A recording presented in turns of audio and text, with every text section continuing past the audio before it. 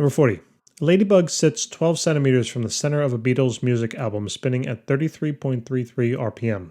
What is the maximum velocity of its shadow on the wall behind the turntable if illuminated parallel? Okay, so we're going to need a formula. There's another one in the text. We're going to take a look at this, that the period of a certain cycle or oscillation, whatever you want to call it, is going to be equal to 2 pi times the amplitude, all divided by Vmax. All right. Now, they want us to find the maximum velocity, so simply just substitute out now the Vmax on over to the right, the T on to the bottom, and here's the formula for now Vmax. So, two things in the problem. The 12 centimeters is basically going to be the amplitude. All right, this ladybug is going round and round, so the furthest point from the light is going to be 12, so that's basically the amplitude, okay? But you got to convert it into meters. The next thing to take care of is going to be the frequency.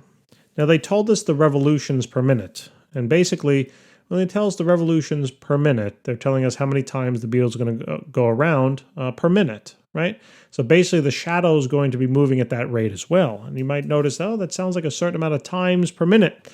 That sounds like a semi-frequency, right? So basically, we're going to take the 33.33, all right, revolutions per minute.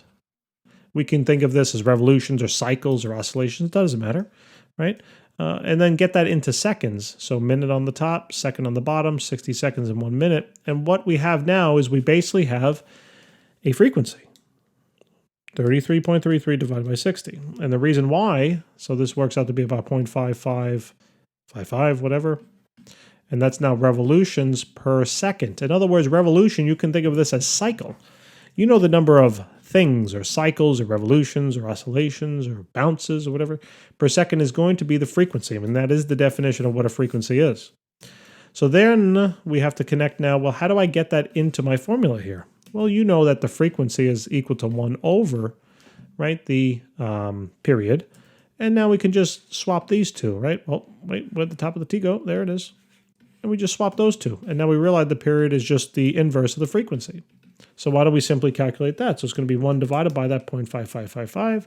So this works out to be about 1.8. All right? And now this is what gets plugged into the formula. So now we got everything we need, right?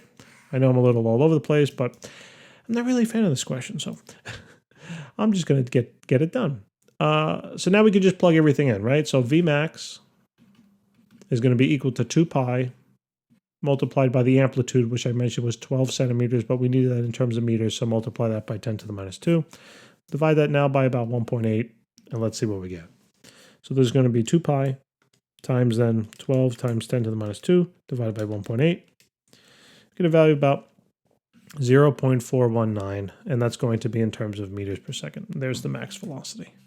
All right, guys, thanks for tuning in. Hope this helped. Please remember to help us out and subscribe. See you soon. Take care.